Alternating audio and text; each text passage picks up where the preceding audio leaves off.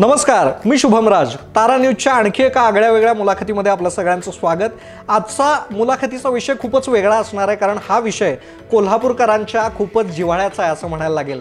आणि ह्याच विषयासाठी आज आपल्या तारा न्यूजच्या या मुलाखतीच्या स्टुडिओमध्ये आपल्यासोबत आहेत दीपक ऑटो गॅरेजचे प्रतीक चोपडे सर. सर्वप्रथम मी प्रतीक चोपडे सरांचं या तारा न्यूजच्या स्टुडिओमध्ये स्वागत करतो. सर, स्वागत आहे आपलं या तारा न्यूजच्या स्टुडिओमध्ये. आज आपण वेळ काढून आलात आणि खूप छान पद्धतीने आज एक आगळ्या वेगळ्या विषयावर आपण आज बोलणार आहे. खूप खूप धन्यवाद तारा न्यूज तुम्हाला. तुम्ही आज मला इथे इन्व्हाइट केलं. आजचा विषय असणार आहे की उन्हाळा आणि गाडीची तब्येत. खरं तर कोल्हापूरकर आणि गाडी त्यांचं वाहन खूपच जिव्हाळ्याचा विषय असतो. गाडीवरती, आपल्या वाहनावरती कोल्हापूरकरांचं खूप प्रेम असतं. खरं तर एक महत्त्वाची गोष्ट सांगायला लागेल, जितका गाड्यांचा नाद आहे त्याच्यापेक्षा जास्त इथं गाड्यांच्या नंबरांचा नाद आहे. खरं गाड्यांच्यावरती जेवढा खर्च केला जातो त्याच्यापेक्षाही जास्त गाडीच्या नंबर प्लेटवरती खर्च केला जातो. खरं तर आपण बाकीचा वेळ न घालवता जो आपला मुख्य मुद्दा आहे त्याच्याकडे वळूयात. तर मुद्दा आहे उन्हाळा आणि गाडीची तब्येत. उन्हाळ्यामध्ये गाडी चालवत असताना किंवा गाडी वापरत असताना कशा पद्धतीनं त्या गाडीचा मेंटेनन्स केला पाहिजे सर, किंवा कशा पद्धतीनं ती गाडी वापरली पाहिजे? सगळ्यात पहिली गोष्ट आहे की तुम्ही पेट्रोल ज्यावेळी पेट्रोल पंपावर भरताय त्यावेळी पेट्रोल किती भरायचं हे प्रत्येक गाडीचे काही वेगळे वेगळे नियम आहेत. म्हणजे फॉर एक्झाम्पल आता BS4 किंवा BS6 गाडी असेल तर साधारण 80% पर्यंतच तुम्ही पेट्रोल भरा. तर तुम्ही ज्या पद्धतीनं सांगितलं सर की 80% इतकंच पेट्रोल आपल्या जी बाईक आहे, जी गाडी आहे त्याच्या टाकीमध्ये 80%च पेट्रोल भरलं पाहिजे, याचे काय कारण आहेत? हां, तर BS4 आणि BS6 गाडीमध्ये गव्हर्नमेंट नॉर्म्सनुसार असे काही चेंजेस केलेले आहेत की पेट्रोलच्या टाकीमध्ये पेट्रोलची जी होणारी वाफ आहे तर ती वाफ परत एकदा वाफेचं त्या पेट्रोलमध्ये रूपांतर करून इंजिनला सप्लाय द्यायचं काम केलं जातं. म्हणजे हे मेकॅनिझम आहे. हे मेकॅनिझम आहे. तर मग त्या वाफेला जेवढी पुरेशी जागा नाही मिळाली तर त्या वाफेच्या ऐवजी पेट्रोलच जाते त्यामधून आणि रिच मिक्सचर तयार होऊन ॲव्हरेज कमी, गाडी स्टार्ट होत नाही, स्टार्टिंग ट्रबल, असे बरेचसे काही काही प्रॉब्लेम येतात. तर हा झाला BS6 किंवा BS4 रिलेटेड. तर उन्हाळ्यात हे पेट्रोल पूर्ण भरायचं नाही ह्याचं कारण एक आहे की पेट्रोलला आतमध्ये हवा म्हणजे वेपर जे तयार व्हायला जी स्पेस पाहिजे ती स्पेस मिळत नाही आणि त्यामुळं टँक फुटण्याचे वगैरे चान्सेस जास्त असतात. आता हे जास्त गरमीच्या ठिकाणी हे प्रकार होतात. आपल्या इथं कोल्हापुरात अजून तेवढी गरमी नाही आहे. 40च्या वर चढल्यानंतर हे जाणवायला सुरू होईल. ओके. खरं तर आता 40 डिग्री, 40-42 डिग्रीच्या आसपासचं तापमान आहे, तरी ही माणसाची एवढी हालत होते खराब, तर मग गाडीची तर नक्कीच हालत खराब होण्याचे चान्सेस खूपच असतात. आणि ज्या पद्धतीनं पेट्रोल किती भरणं गाडीमध्ये या उन्हाळ्यामध्ये हे इम्पॉर्टंट आहे, त्या पद्धतीनं अजून काही इम्पॉर्टन्स आहे का? तर उन्हाळ्यामध्ये गाडीच्या संदर्भातल्या दुर्घटना सुद्धा होताना बघितल्यात आपण. सोशल मीडियावरती बऱ्याच वेळा व्हिडिओज येतात, फोटोज येतात. पेट्रोलमुळे गाडीचा स्फोट होतो किंवा त्या गाडी पेट धरते, शॉर्ट सर्किट होतो, स्पार्क्स होतात, धूर येतो गाडीतून. अजून इलेक्ट्रिक गाड्यांच्या सुद्धा समस्या आहेत. इलेक्ट्रिक गाडी कुठेतरी उन्हात लावलेली असते, पार्किंग लावलेली असते, ती गाडी पेट धरते. पण ज्या पद्धतीने पेट्रोलमुळं सुद्धा या दुर्घटना घडू शकतात. आणखी काही गोष्टी आहेत का? म्हणजे फॉर एक्झाम्पल टायर वगैरे, कारण टायर फुटताना सुद्धा बघितलं आपण उन्हाळ्यामध्ये. तुम्ही दुकानात जाऊन बिस्किट पुडा ज्यावेळी घेताय त्यावेळी त्यावर मॅन्युफॅक्चर डेट, एक्सपायरी डेट बघताय. नक्कीच. तर मग टायर घेताना का नाही बघत? टायर पण रबरच आहे ना. तो महत्वाचा मुद्दा आहे हा. कारण मला सुद्धा आज हे कळालं की बाबा टायरची सुद्धा मॅन्युफॅक्चरिंग आणि एक्सपायरी डेट असते त्या रबरची. एक्झॅक्टली. तर तो रबरच आहे, त्याची काहीतरी कॅपॅसिटी असायला पाहिजे. 2-3 वर्षानंतर त्याला भेगा वगैरे पडलेल्या दिसतात आणि त्यातून हवा लीक होणे किंवा टायरची कॅपॅसिटी, रबराची कॅपॅसिटी कमी झाली की तो कसा रिएक्ट करेल हे ज्या त्या वेगळ्या वेगळ्या सिच्युएशनवर डिपेंड असतं. आणि टायर जास्त झिजलेला आहे, गोटा झालेला आहे आपण ज्याला म्हणतो, तर हवेचा सुद्धा मोठा विषय बरं का यामध्ये. हवा कंपनीनं रिकमेंड केलेलं असतंय साधारण एखाद्या गाडीमध्ये 22 आणि 36 हवा भरा, म्हणजे पुढच्या जागात 22 आणि मागच्या जागात 36. तर तसं न भरता ॲव्हरेज जास्त पडावं, गाडी जास्त पळावी यासाठी काही अतिशहाणी माणसं 22च्या ठिकाणी 24, 25, 36च्या ठिकाणी 40 हे लॉजिक आहे मला आजपर्यंत नाही कळलं. साईजची टायर बसवतात. नाही, हवेचं प्रेशर PSI जे लिहिलेलं असतं, हवा टायरमध्ये किती भरायची ह्याचं काहीतरी मेजरमेंट असतं. बरोबर. तर ते आपण पेट्रोल पंपावर किंवा हवेच्या ठिकाणी जाऊन भरतोय तर ते किती भरावं हे मेजरमेंट सोडून आपण जास्त भरायच्या भानगडीत पडतोय. कारण परत लवकर जायला लागायला नको, गाडी हवा इझिली भरायला. पुढे जावी, हवा परत परत भरायला जायला हा, नको. परत कमी होते, आपल्याला माहिती आहे साधारण 8-15 दिवसांनी, महिन्यानंतर हवा कमी होते, तर ते परत जायला नको यासाठी हवा एकदाच 4-5 पॉईंट जास्त भरून ठेवतात. पण एक काय होतं माहिती का, की आता तुम्ही कोल्हापुरात किंवा अदर बऱ्याच ठिकाणी बघाल तर डांबरीच्या ऐवजी आता सिमेंटचे रोड आहेत. बरोबर. तर सिमेंटचे रोड हे टेम्परेचर जरा जास्त तयार करतात टायरीमध्ये, त्यामुळं हवा आहे ती, त्याचं टेम्परेचर वाढलं की ती एक्सपांड होते, आणि टायरीच्या त्या रबरची काहीतरी कॅपॅसिटी आहे की हवेचं प्रेशर कितपर्यंत मी सहन करू शकते, तर त्यापेक्षा ते जास्त ज्यावेळी होत आहे त्यावेळी ते टायर फुटणे, समृद्धी महामार्गावर वगैरे तुम्ही ऐकलंय बऱ्याचदा की टायर फुटले तर अपघात झाले. Yes, exactly. त्याचं कारण हेच आहे की एकतर टायर कंडिशन खराब आहे, टायर जास्त झिजलेले आहेत किंवा टायर खूप जुने आहेत किंवा ज्या त्या मॉडेलनुसार ते टायर नाही आहेत, आणि एअर प्रेशरची सुद्धा problem. Yes, exactly. Air pressure सुद्धा कमी जास्त आहे, तर हे मेन रिझन आहे की टायर फुटण्याचं. या आजच्या या मुलाखतीच्या आणि तारांच्या माध्यमातून खरोखरच एक महत्त्वाची गोष्ट सगळ्या वाहन चालकांना सांगायला लागेल की बाबा प्रत्येक ठिकाणी तुम्ही जर लॉंग रूट करत असाल, स्पेशली 2 व्हीलर असेल 4 व्हीलर असेल, तुम्ही एअर प्रेशर ह्या गोष्टी नक्की चेक करा, तुमची टायरची कंडिशन चेक करा. नाहीतर काय व्हायचं की आपण कुठंतरी जायचो एखादी पिकनिक करायला किंवा ट्रिप करायला आणि तिकडं अशा गोष्टींनी आपल्याला 100% नाहक त्रास होऊ शकतो. तर मला सांगा, पेट्रोल आणि एअर प्रेशर या 2 गोष्टी तर झाल्या, बट एक काइंड ऑफ एक रुटीन काही आहे का? रुटीन चेकअप पेट्रोल आणि टायरसाठी म्हणाल तर हवा तुम्ही चाकामध्ये ज्यावेळी भरताय तर साधारण ट्यूबलेस टायरला 15 दिवसातून टॉपअप करणं हे गरजेचं आहे. आणि पेट्रोलचं म्हणाल तर 80% वर पेट्रोल गाडीमध्ये कुठलंही भरू नका, आत्ताच्या उन्हाळ्यात तर अजिबात नको, आणि कमी 20% पेट्रोल पण ठेवू नका, कारण आतमध्ये जास्त वेपर तयार झाले तर ते पण झेपणारं नाही, आणि वेपर न तयार झालं हे पण झेपणारं नाहीये. काय लोक सारखं जायला नको म्हणून एकदाच टाकी फुल करतात. माझ्यासारखे असतात की जी टाकी फुल करतात आणि नंतर मग उन्हात गाडी लावली की पेट्रोल उडून गेलं की मग पेट्रोल संपलं असं पण ओरडतात. नक्कीच. आणि उन्हात ज्यावेळी तुम्ही गाडी लावताय तर त्यावेळी 100% मी सांगतो तुमच्या गाडीतलं पेट्रोल कमी होत असतं. त्याचं कारण काय खरं तर? अरे, उन्हात गाडी लावली की पेट्रोलचं बाष्पीभवन हे जरा फास्ट होतंय ना, तर त्यामुळे पेट्रोल लेवल पण कमी होते. त्यामुळे उन्हात गाडी लावू नका. गाडी उन्हात लावणार असाल तर एखादं झाड शोधा, शेड शोधा, गाडीवरचं कापड टाकीवर टाकायचा प्रयत्न करा. पेट्रोल इतकं खूपच महाग होतंय सध्या, पेट्रोल घालायचं म्हणजे अंगावरती काटा येतो सगळ्यांचा. हा, गाडी चालवणाऱ्यांची हौस वेगळी. इवन अजून एक गोष्ट सांगायला आवडेल की सर, खरं तर रायडर सुद्धा आहेत, खूप भारतातले खूपच ऑफरोड जे आहेत त्यांनी कव्हर केलेले आहेत. आणि अजून एक महत्त्वाची गोष्ट मला तुम्हाला विचारायची आहे की वेदर कंडिशन्सचा सर परिणाम होतो का गाडीवरती आपल्या? 100% होतं. वेदर कंडिशनचा इंजिनवर परिणाम होऊ नये म्हणून आत्ता जे BS6 आलंय ते त्यासाठीच आलंय, जेणेकरून ॲव्हरेज किंवा स्टार्टिंग ट्रबल, गाडीचा परफॉर्मन्स हा कमी जास्त होऊ नये म्हणून ही FI सिस्टीम आली, फ्युएल इंजेक्शन BS6. कार्बोरेटरची जागा आता फ्युएल इंजेक्टरने घेतलेली आहे, फ्युएल पंपाने घेतलेली आहे. तर त्यामध्ये कोल्ड स्टार्ट पूर्वी BS4 किंवा BS4च्या आधीच्या ज्या गाड्या होत्या त्या कोल्हापुरातून लडाखला घेऊन जाणारी जी लोक होती, रायडर लोक, तर त्यांना तिथं गेल्यानंतर कार्बोरेटरचं सेटिंग चेंज करायला लागायचं, एअर स्क्रू चेंज करायला लागायचा, सेटिंग चेंज करायला लागायचं, जेट चेंज करायला लागायचे, फिल्टर चेंज करायला लागायचे. पण आता ही BS6 सिस्टीम आल्यापासून तो जो ECU आहे तो ठरवतोय की हे आत्ता टेम्परेचर किती आहे, मला हवेची किती गरज आहे, मला पेट्रोलची किती गरज आहे, त्यानुसार ते पेट्रोल आणि हवेचं गणित करून इंजिनला पुरवलं जातं. त्याच्यामुळे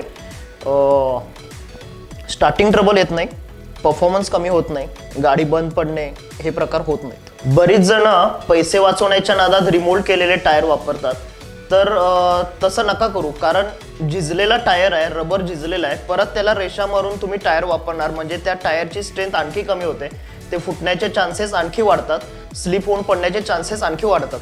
त्यामुळं बिलकुल रिमोल्ड केलेले टायर वापरू नका, नवीन टायर वापरा.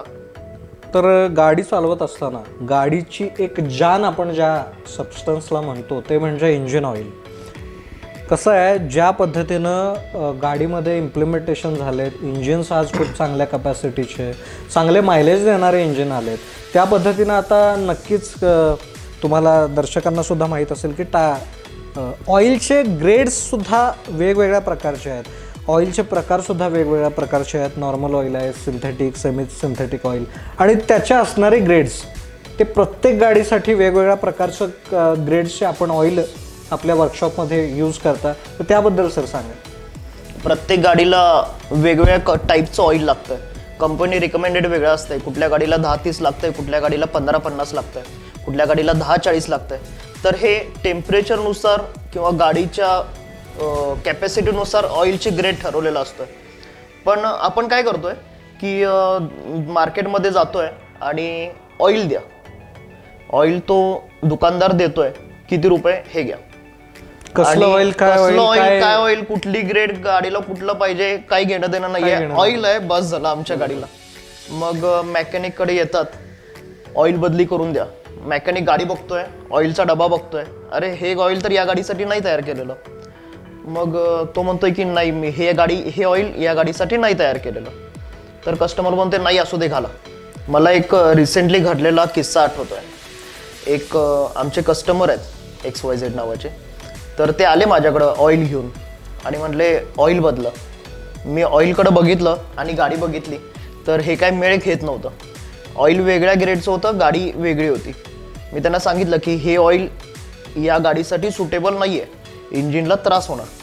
ते म्हणले नाही घाला. मी म्हटलं मी नाही घालणार. मग ते दुसरीकडे जाऊन ऑइल बदली करून आले. तेच ऑइल त्यांनी त्या गाडीमध्ये ऑइल ऑब्विसली त्यांनी तेच ऑइल घातलेलं असणार. घातलं, काही दिवस गेले. काही दिवसानंतर इंजिनला नॉकिंग सुरू झालं. नॉकिंग म्हणजे बारीक जो किनकिन किनकिन आवाज आपण ज्याला म्हणतो, तो आवाज सुरू झाला.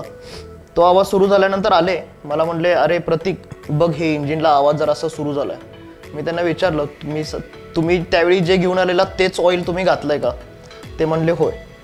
मग आता यामध्ये ज्यानं ऑइल बदललं त्याला दोष द्यायचा, ज्यानं ऑइल विकलं त्याला दोष द्यायचा, की जो ऑइल घाला ही जबरदस्ती करणारे जे कस्टमर आहेत त्याला दोष द्यायचा? हे सगळे विषय गंभीर आहेत. त्यामुळं कस्टमरनं थोडं प्रिकॉशन घ्यायला पाहिजे की आपण कोणत्या ग्रेडचं ऑइल वापरायला पाहिजे. तुम्हाला नाही कळत आहे, मेकॅनिक लोक आहेत त्यांना विचारा आणि तुमच्या गाडीला जे ऑइल रिकमेंडेड आहे शक्यतो तेच वापरण्याचा प्रयत्न करा. नेमका काय प्रॉब्लेम होतो सर, की ज्यावेळी आपण एखादा चालत नसलेलं ऑइल आपण एका वेगळ्या ग्रेडचं ऑइल आपण एका वेगळ्या बाईकमध्ये आपण ज्यावेळी घालतो? समजून घ्या की तुमच्याकडे एक KTM आहे, ठीक आहे ना. तर KTMला तुम्ही ॲक्टिवाचं ऑइल नाही वापरू शकत. स्कूटरचं ऑइल वेगळं असतंय आणि मोटरसायकलचं ऑइल वेगळं असतंय. ऑइल पंपची काम करण्याची पद्धत, इंजिनचं टेम्परेचर किंवा RPM या सगळ्या गोष्टी वेगळ्या वेगळ्या असतात. ऑइलमध्ये जे मॉलिक्युल्स असतात ते वेगळे वेगळे असतात. सिंथेटिक, सेमी सिंथेटिक, बेसिक असे ऑइलचे प्रकार असतात. तर कंपनीनं काहीतरी गणित करून रिकमेंडेड केलेलं असतंय की या गाडीला फुल्ली सिंथेटिक ऑइल वापरा, या गाडीला बेसिक ऑइल वापरलं तरी चालेल, या गाडीला सेमी सिंथेटिक ऑइल वापरा. पण तुम्ही तसं न करता 4-5 पैसे वाचवायचा प्रयत्न करता आणि नंतर इंजिन काम आलं की मग गाडीच्या नावाने आणि कंपनीच्या नावाने सुरू होतं.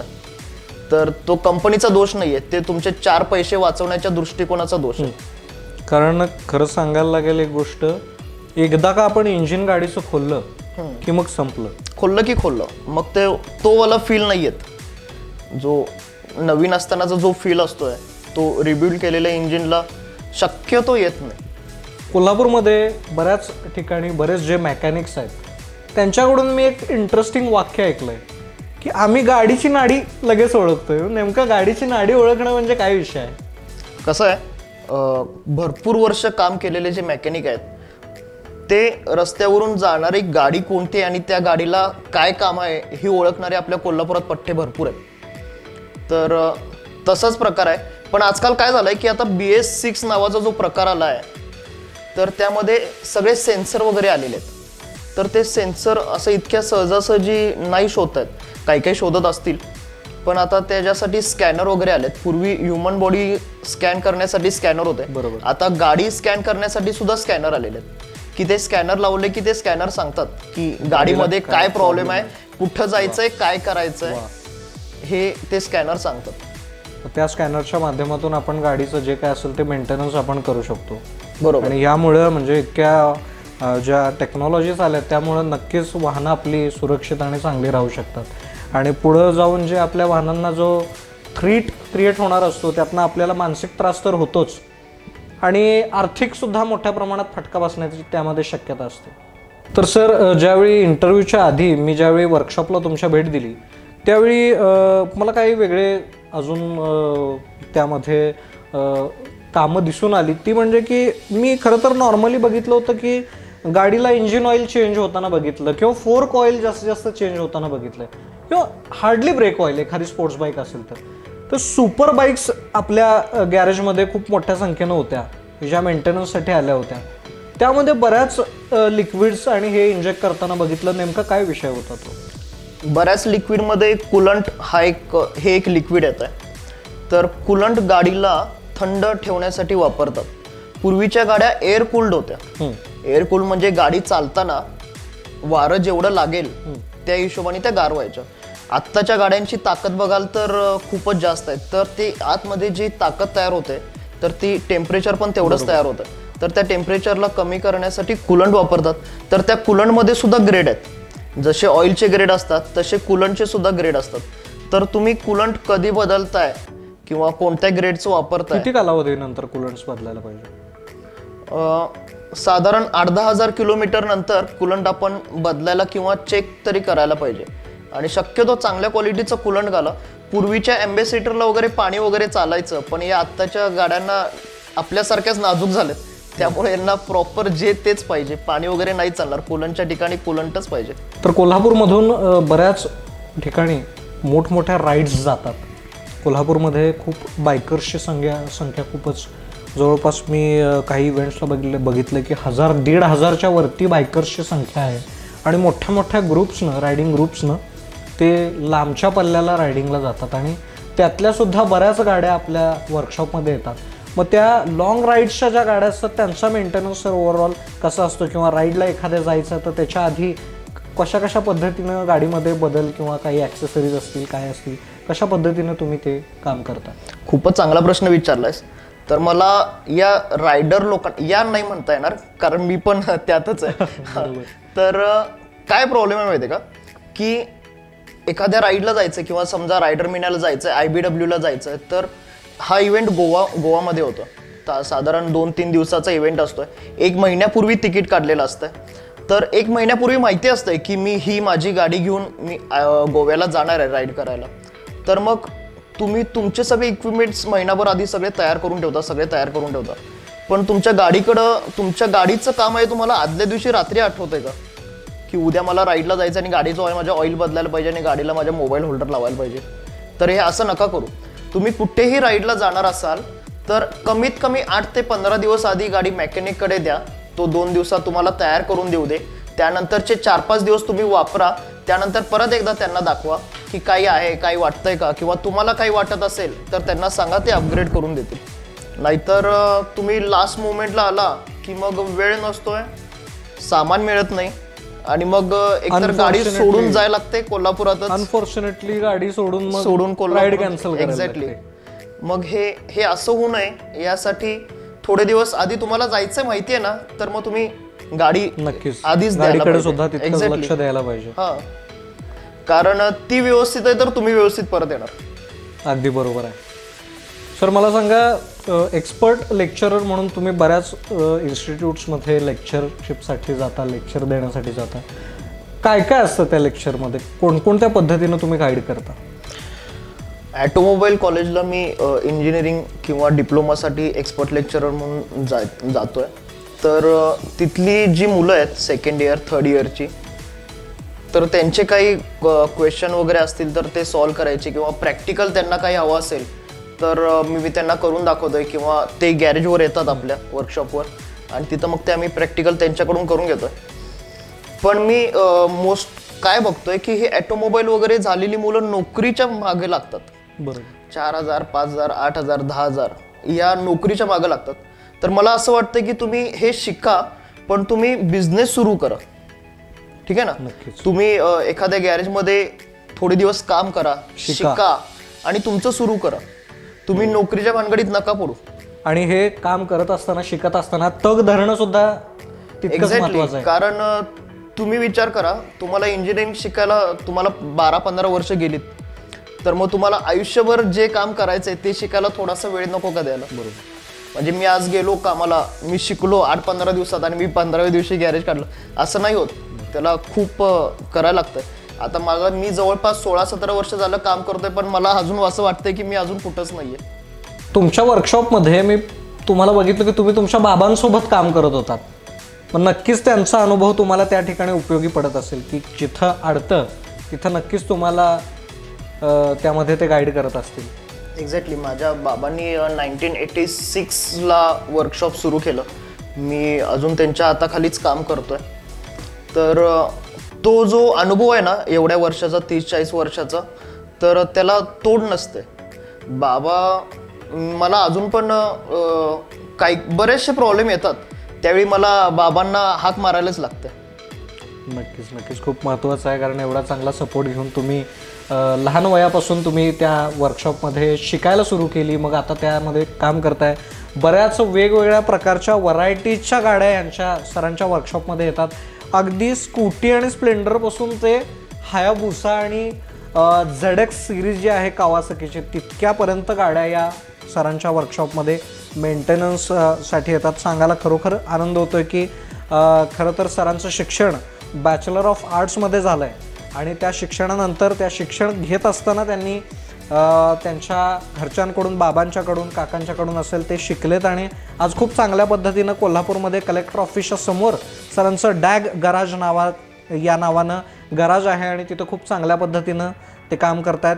नॉर्मल गाड्या असतील किंवा रायडर्स असतील, खूप म्हणजे लांबपर्यंतचे सरांचे कस्टमर आहेत, कारण प्रॉब्लेमला वेळीच ओळखणं आणि ते एकदम सुपीकपणे सॉल्व्ह करणं सरांची खासियत आहे असं म्हणायला लागेल मला. सर एक गोष्ट मला सांगा, हे सगळं सर करत असताना म्हणजे वर्कशॉप सांभाळायचं आहे, कॉलेज करून तुम्ही वर्कशॉपमध्ये शिकायला सुरू केलं, त्यानंतर तुम्ही आत्ता हे वर्कशॉप सांभाळताय, पूर्णतः राईड्स करताय मोठ्या, या सगळ्यामध्ये सर फॅमिलीचा सपोर्ट तुम्हाला कसा मिळाला? फॅमिली सपोर्ट करते म्हणूनच हे सगळं चाललंय. त्यांनाच कॉम्प्रोमाइज करायला लागतंय की मला त्यांना वेळ देता येत नाही, कारण हे एवढं सगळं काय मागं करून ठेवलंय ना तयार, की ह्याला वेळ भरपूर द्यायला लागतो. तर असते घरच्यांची थोडीशी तक्रार की वेळ देत नाही, पण ठीक आहे. आज या तारा न्यूजच्या माध्यमातून, या मुलाखतीच्या माध्यमातून तुम्ही यंगस्टर आहे, तुम्ही तरुण आहे, तर तरुणांना काय सांगाल तुम्ही? तरुणांना मला सांगायचं एवढंच आहे की आज मार्केटमध्ये सुपर बाईक, स्पोर्ट्स बाईक्स भरपूर आहेत. सेकंड हँड मार्केटमध्ये तर भरपूरच आहेत.